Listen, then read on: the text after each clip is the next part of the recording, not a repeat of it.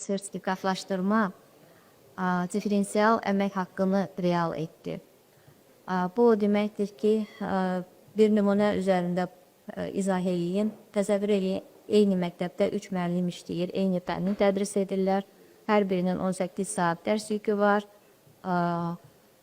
və iş stajları da eynidir.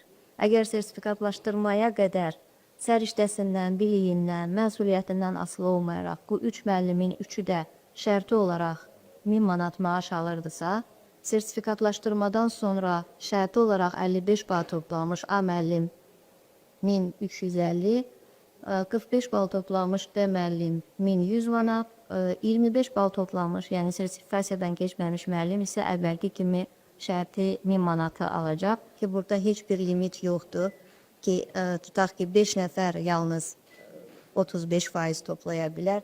Yəni, burada reyting yoxdur. Biz maraqlıyıq ki, bütün müəllimlərimiz 51 plus toplasın və hamısının maaşına 35% əlavə edilsin. Česká prosesi müəllimlərin mənafeyinə xidmət edir, onların refah halını yüksəldir.